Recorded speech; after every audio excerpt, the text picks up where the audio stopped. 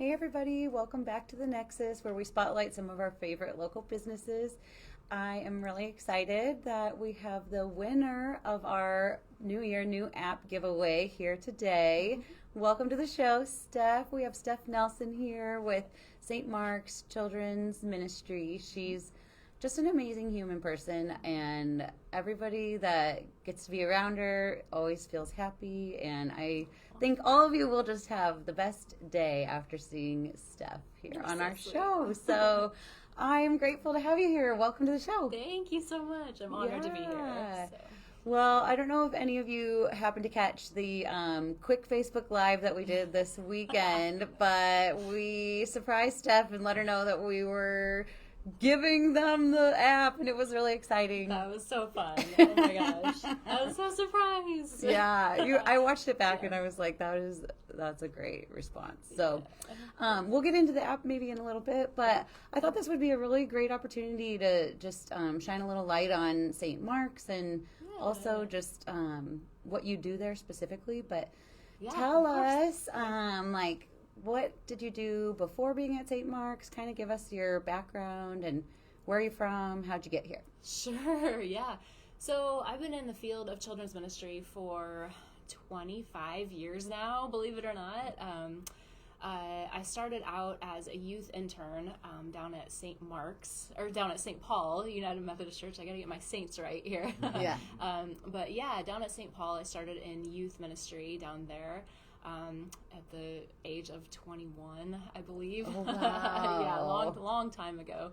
That was like one of your first jobs. One of my first jobs, yeah, absolutely. So I did that for a few years, and in youth ministry, you do a lot of mission trips, and you do a lot of lock-ins, and you do a lot of overnights, and that kind of thing. And I quickly realized that that was not for me.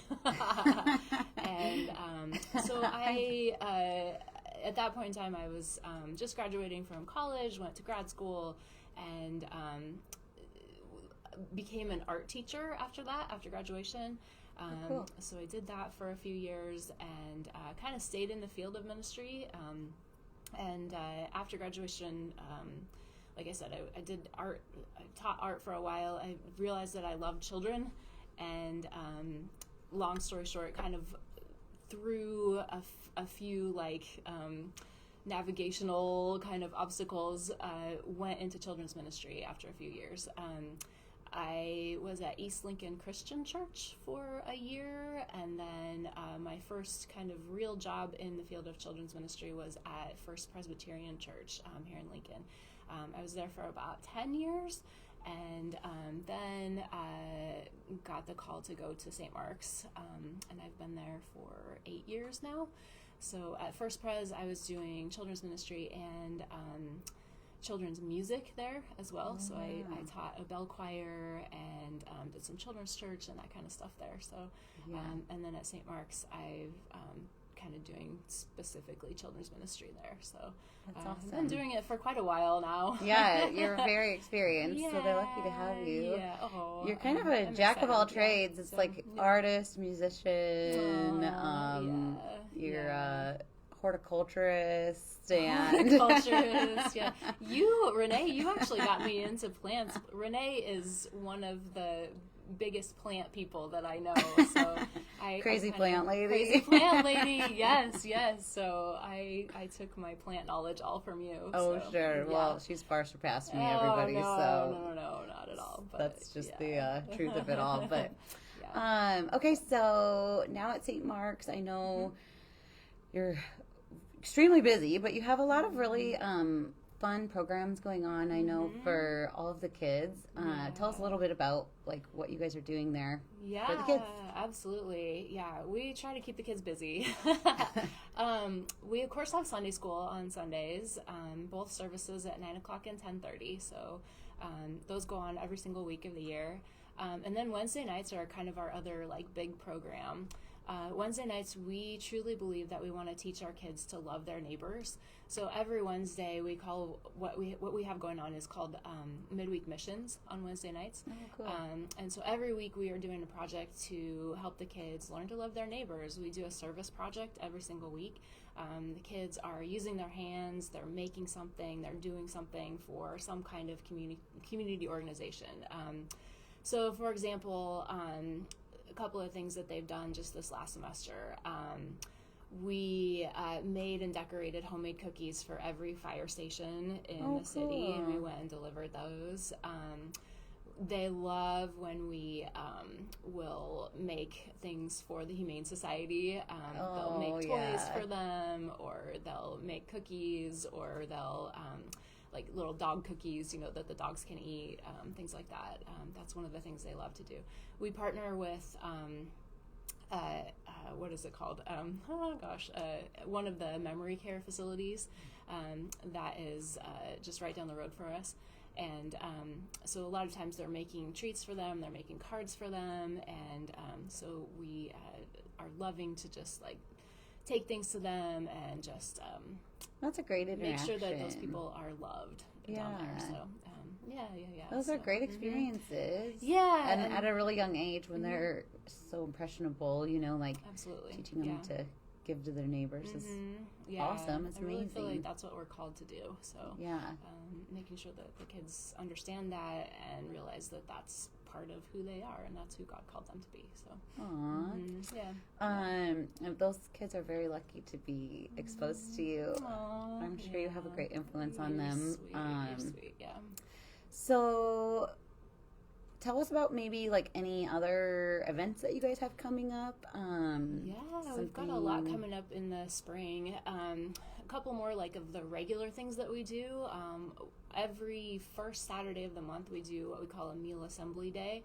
So kids, families are all welcome to come in, and we assemble meals, and those meals go to all of our members that aren't able to come in. Maybe they're experiencing a hard journey, maybe they're not feeling well, maybe just whatever's going on in their life. And that's something that's coordinated through, our receptionists at the church. If someone needs a meal, then we will get them a meal. And we love when kids come in with their families and they're able to, they love to put the ingredients. They're really simple meals, so they put the ingredients in, they stir it up, and they absolutely love to do that. So that goes on every Saturday, or every first Saturday of the month. We also run a movie night on the last Friday of the month, and so kids get to come in and watch a movie in our big sanctuary on the big screens. And that's a nice perk for the parents. They can maybe have a date night. Well, we love for the parents to come with them, so it's kind of like a family night. So if they want to, that's fine. But everything's free. They get free popcorn, free concessions, free movie, and there's also activities before the movie starts. So. For example, if we're watching, what was the last movie we watched? We watched The Lorax not too long ago, so people could come in and they could do activities that related to Lorax. We gave away free trees from the Arbor Day Foundation. That's a they great could do some idea. recycling projects. So lots of things that kind of coincided with the movie. And help people to kind of learn about what the message is. We talked about care of creation and lots of things that kind of reinforce the message about the movie. We also did a devotion that kind of went along with the movie. So we just really try to help people understand things in a way that is maybe different than our Sunday morning message, but really just helps to. I was going to say, I think that's just such a unique thing about you, the way that you're able to put it into language that the kids just completely gravitate towards. I saw you speak one time, and it was all Nemo related, but not. So it was, but it had basically this whole other message. But so easy to follow and listen and take to heart, and it's memorable. So I think creating those positive memories for kids when they're at church and wanting them to continue to seek. Well, that's something that, not to get too biblical or anything like that, but that's something that Jesus did, is he talked in ways that people could understand. through the parables and everything. Right. Is something, we don't want it to be too far above their heads. We want it to be something, like you say, that's memorable and that they can understand and that they can take with them and apply to them. So, thank you for saying that. I really appreciate that. You're welcome. So if somebody wanted to perhaps check it out, maybe we got some people with kids, they're thinking, I want to do Sunday school or something like that. Who should they get in touch with? Oh, absolutely. You can call the church for sure. If people are phone people, they can absolutely call the church. You can email me or email anyone at the church and ask for more information. Yeah. We always have our website, stmarks.org, and all the information is on our website. I'm super excited about this app. I was just going to say pretty soon they could just download the app. Download the app, we love different ways to communicate and to be more available to people. So, there's lots of ways to get in touch Tell with us a few of your ideas for the app. I know one of them was to post the events and possibly have sign-up forms, maybe waiver forms, just getting that all put together in one spot, making it convenient. Convenience, yes. The push notifications obviously will be huge, letting people know about, hey, it's movie night tonight. Just, it's easy to forget or, in one not spot. Remember it's last Friday of the month, So, yes. So what else do you guys think you might use it for? One thing I think is going to be really helpful. So one of the things we do at St. Mark's is we go on a lot of trips.